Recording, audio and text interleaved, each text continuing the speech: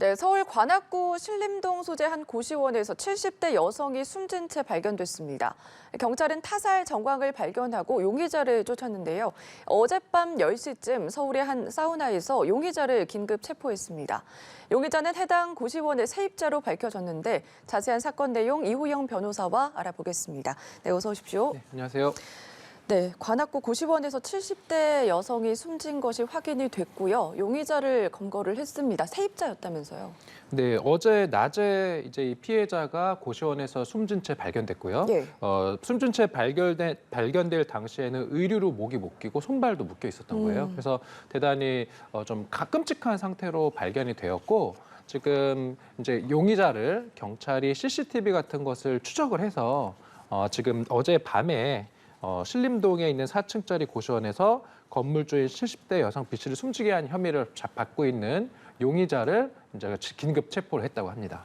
네, 용의자는 이 범행을 저지른 뒤에 또 금품을 훔쳐서 달아났다고 합니다. 수사를 더 해봐야겠지만 구체적인 지금 범행 동기 어느 쪽으로 쏠리고 있나요? 지금 언론에 나오는 것을 일단 보면은 피해자가 좀 끔찍한 방식으로 사망한 채로 발견됐고 예. 그다음에 범행 후에 금품을 훔쳐서 도주했다는 것이 지금 경찰에서 나온 입장이거든요. 그렇다라고 한다면은 일단 지금까지 너무 정보가 좀 적긴 하지만 네. 뭔가 다른 어떤 원한이 있다라는 점에 대한 증거가 없다고 하면 어떤 경제적인 금품을 노리고 한 범행이 아닐까 이렇게 생각하는 것이 지금으로서 가능한 추측일 것으로 볼 수 있을 것 같습니다. 네, 지금 강도살인 혐의 적용을 검토하고 있는 것으로도 알려졌는데 A 씨가 우발적으로 범행을 저질렀다 이렇게 진술한 걸로 보이거든요. 그렇다면 앞으로 나올 처벌 형량이나 그런 건 어떻게 보세요? 이제 일반적인 살인 사건과 지금 이 사건은 보면은 강도와 그다음에 살인죄가 경합을 하는 사건이거든요. 그럼 형법상 강도살인죄가 적용될 수 있고 네. 이 경우는 법정형이 사형 또는 무기징역입니다. 그래서 만약에 강도살인, 다시 말해서 상대방의 재물을 강도를 하고 아울러서 살해한 것까지도 다 입증이 되면 이것은 최소 무기징역인 것이고요. 근데 만에 하나 이제 이런 경우는 가능할 수도 있어요. 지금 뭐 수사를 좀 지켜봐야 되겠지만 네. 강도를 하고 피해자를 내가 죽일 의사까지는 없었다. 예를 들어서 지금 뭐 우발적으로 뭐 살해했다라는 얘기도 나오긴 하는데 본인이 예를 들어서 수사 재판 과정에서 내가 죽일 의도가 없었다라고 할 수도 있어요. 그냥 묶어놓기만 했는데 뭐 죽었다라든지 뭐 목을 졸라서 뭐 기절시키려고 했는데 뭐 결과적으로 죽게 되었다. 네. 그런 건 이제 우리가 치사라고 할 수 있거든요. 강도 치사가 되면은 무기 또는 10년 이상의 유기징역이어서 이 사건 수사나 재판을 지금 이제 뭐 어제 잡혔으니까 예. 지켜봐야 되겠지만 최소 무기징역 또는 최소 10년 이상의 유기징역이 예상된다. 이렇게 볼 수 있습니다. 알겠습니다. 다음 사건도 한번 짚어보겠습니다. 굉장히 또 안타까운 사건입니다. 원룸에 갇혀서 친구들에게 폭행을 당하다가 결국 숨진 사건이고요. 이 사건의 가해자들에 대해서 형량이 선고가 됐거든요. 우선은 사건 내용부터 좀 말씀을 해주시죠. 네, 이 사건에서 지금 처벌받은 20대 3명이 처벌받았고 그 처벌의 이유는 친구를 같이 동거하던 친구였어요. 네. 결국 4명이 같이 동거를 하면서 물고문, 뭐 수갑 채우고 물고문하고 목을 짓밟고 여러 가지 가혹행위를 해서 그 결과 이제 폐에 물이 차고 막 이러면서 이제 피해자가 안타깝게 사망을 한 그런 사건인데 이 사건에서 지금 우리가 주목할 지점은 20대 청년들이거든요. 네. 그러다 보니까 이 범죄의 결과로 피해자가 사망을 했는데 그리고 사망 과정에서 지금 제가 언론에 나오는 것들을 보면 뭐 여러 가지 가혹행위의 그런 이야기들이 나오거든요. 그래서 그 사인도 보면은 중증 흉부 손상, 결국은 가슴 부분이 심하게 망가져서 그러니까 그것은 외력이 가해졌다라는 거고 네. 참혹한 어떤 물고문과 상해, 폭행으로 인해서 이제 피해자가 사망을 한 대단히 죄질이 안 좋은 사건임에도 불구하고 이 사건이 지금 여기서 다뤄지는 이유는 그 피고인들에 대해서 선고된 형량이 제일 높은 주범이 징역 6년, 나머지는 5년, 3년이에요. 예. 그러니까 피해자 사망한 그 죄질에 비해서 이게 과연 중형이냐 이런 얘기가 나올 수밖에 없는 상황인 것 같습니다. 그러니까 변호사님이 보기에도 굉장히 내용을 봤을 때 잔혹한데 형량을 봤을 때는 굉장히 낮다 이렇게 볼 수가 있는 건가요? 그렇다고 볼 수, 특히 유족 입장에서 보면 어떻겠어요. 예. 그 하나밖에 없는 이제 본인들의 가족이 죽었고 그리고 그 가해자들은 지금 이렇게 눈뜨고 살아 있는데 이거는 이제 형량은 뭐 6년, 5년, 3년이라고 하지만 네. 또 우리나라에는 엄연히 가석방 제도도 있어서 실제로는 뭐 한 2, 3년 살고 나올 수도 있는 거거든요. 지금 여기 이 사건의 가해자들을 A, B, C라고 했을 때 네. 이제 주범인 B 씨 같은 경우가 징역 6년이고 이 B 씨가 한 일들을 보면 가해 행위가 이런 거거든요. 그 공범 A 씨와 C 씨에게 피해자의 일상생활을 관리 감독하게 지시했어요.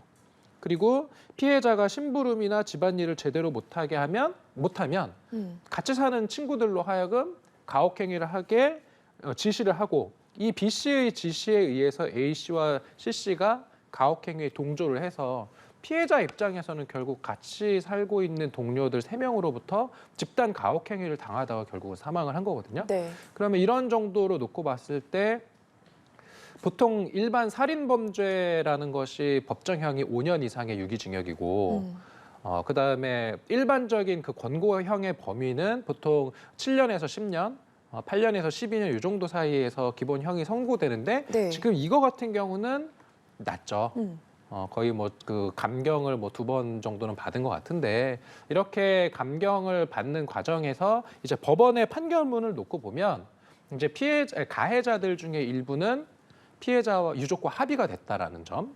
그리고 아마도 이제 반성문 같은 거 많이 냈을 것 같아요. 재판하는 과정에서 반성을 했고 그리고 이거는 이제 판결문에 구체적으로 나오지는 않지만 제가 예상하건대 가해자들이 20대잖아요. 그러면은 아까 판결문에도 나오던데 보면 교화의 가능성이 없지 않다라고 본 것 같아요. 네. 그러니까 만약에 이들이 뭐 40대, 50대였다면 더 중하게 처벌받을 수도 있었을 텐데 아직 살아갈 날이 많은 그런 청년이라는 것을 법원에서 좀 중하게 본 것이 아닌가. 피해자의 유족과 합의가 됐고 이들이 반성하고 있다면 앞으로는 지나간 일이야 그렇다 치지만 앞으로는 좀 잘 건강한 사회인으로서 살아갈 수 있는 한번 기회를 줘보자 이렇게 법원이 판단한 것 같은데 네. 이것이 과연 온당한 처벌일지에 대해서는 많은 의견들이 있을 것 같습니다. 알겠습니다. 다음 사건으로 또 넘어가 보겠습니다. 노동 당국이 성차별적 갑질로 전북 남원 동남원 새마을금고를 감독을 했는데요. 그 결과 노동관계법을 다수 위반했다 이렇게 확인이 됐다면서요. 네, 지금 이 사건은 이제 노동 당국이 성차별 갑질로 물의를 빚은 그 전북 남원 동남원 새마을금고에 대한 근로 감독 어떻게 지금 하고 있는지를 실제로 감독을 해보니까 네.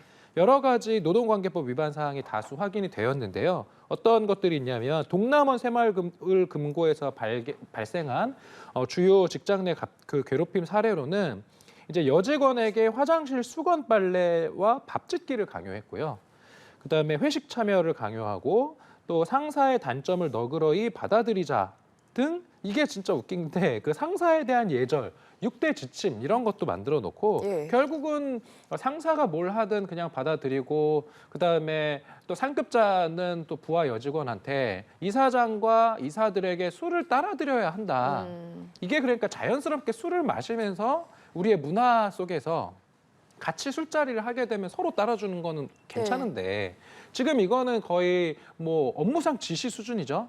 상급자가 부하 여직원에게 이사장과 이사들에게 술을 따라야 된다. 마치 그 접대부처럼 그 여직원을 대한 이런 여러 가지 직장 내 괴롭힘 사례가 지금 발견이 돼서 이에 대한 논란이 일고 있는 상황입니다. 네, 들어보니까 지금 시대에 과연 맞는 것인가 이런 생각이 들면서 기가 막힌데 이 방금 말씀을 해주셨어요. 상사에 대한 예절 6대 지침 강요했다고 하는데 이 내용도 좀 구체적으로 말씀을 해주실까요? 그러니까 그 6대 지침에는 보면은 상사가 뭐 웬만한 실수 같은 거 하면은 받아들여라.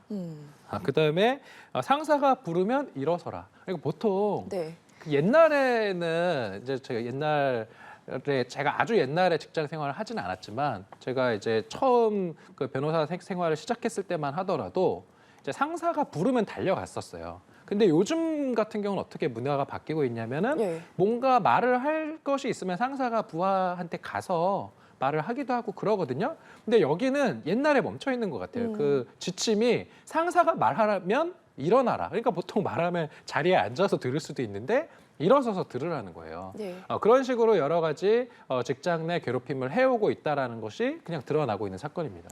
굉장히 황당한데요. 대전의 한 신협에서도 비슷한 문제점이 적발이 됐다면서 이 내용도 좀 말씀을 해주시죠. 네, 대전의 한 신협에서는 이제 특별 감독을 나가서 봤더니 여러 가지 이제 직장 내 괴롭힘 사례가 지금 밝혀지고 있는데 회의와 술자리에서 여러 가지 폭언이 있었다고 하고 부당한 업무 지시, 그다음에 자녀의 등하원 등 개인적인 용무를 지시하는 거. 이게 뭐냐면은 그 직장이라는 것이 결국 업무적으로 같이 일을 하는 거고 이제 부하 직원 입장에서는 이게 징계 사유로 될 수 있는 게 뭐냐면은 상사의 업무에 따를 의무가 있거든요. 직무상 의무를 이행할 것이 있는데 그러면 그러한 의무는 직무상 의무, 직무상 업무를 줘야 되는데 이거는 개인 용무를 막 지시를 하고 네. 그다음에 여기도 마찬가지로 자꾸 그 여직원에게 술 따르기를 강요한다. 뭐 이런 문제점이 적발이 됐고요. 또 1억 3,770만 원의 임금 체불, 뭐 최저임금법 위반 등도 다수 확인이 됐다고 해서 과연 이게 21세기 대한민국이 맞는지 하는 여러 가지 문제 제기가 나오고 있는 상황인 것 같습니다. 네. 옛날에 멈춰 있는 것 같다 이렇게까지 말씀을 해주셨는데 일각에서는 이제 지방 소재 있는 기업에서 이런 문제점이 일어났는데 왜 문제 제기를 하지 못하냐 이런 얘기도 나오고 있거든요. 그 이유는 뭐라고 보세요? 물론 지금 오늘 이 소재 같은 경우는 이제 지방에 있는 새마을 금고가 문제가 된 건데 네. 지방 서울 가릴 것 없이 직장 내 괴롭힘은 계속 이슈가 돼요. 네. 저도 지금 이 방송 오기 직전에 직장 내 괴롭힘 상담해 주다가 왔는데 네. 너무 많아요. 근데 대부분의 피해자들이 하는 말이 보통 이런 거예요. 내가 일하는 직장이니까. 그다음에 내가 근무한 지 얼마 안 됐으니까 상사가 이런 부당한 어떤 업무 지시, 때로는 거의 형법상의 문제가 될 강제추행에 준하는 그러한 성적인 희롱을 하더라도 바로 문제 제기를 하지 못하는 분위기가 사회에 팽배해 있어요. 서울이든 지방이든. 네. 이것이 근절되지 않는 이유는 직장 내 괴롭힘에 대한 어떤 처벌이 그렇게 수위가 높지 않다라는 점이 근본적인 문제라기보다는 직장 내 괴롭힘을 다루는 회사, 네. 의 어떤 태도, 이거는 이제 고용주의 태도도 그렇고 우리 사회 전반의 문화가 대단히 폐쇄적이고 어떤 시대착오적인 것이 아닌가 싶고요. 제가 오늘 조언을 해드린 거 시청자 여러분들께도 말씀드리고 싶은 거는 일단은 문제가 있으면 문제 제기를 하는 게 맞고 왜냐하면 그걸 참는 것. 네. 내가 지금 잠깐 참고 넘어가는 것이 자꾸 쌓여서 그게 문화가 되고 우리의 관습이 안 좋은 관습이 쌓이는 거잖아요. 그래서 문제 제기를 하라는 말씀을 드리고 근데 그것을 대놓고 문제 제기하면 직장에서의 생활이 어려워질 수 있는 그런 어려움이 있잖아요. 네. 그래서 요즘은 익명 신고 이런 제도들이 있어서 뭐 저 같은 변호사나 여러 가지 공공기관을 통해서 익명으로 회사에 신고를 하고 예. 가해자가 누구라는 걸 밝혀서 내가 이러이러한 일을 겪고 있는데 이것을 바로 형사 고소할 수도 있으나 내가 한 번은 참는다. 다만 가해자를 나와 분리시켜달라.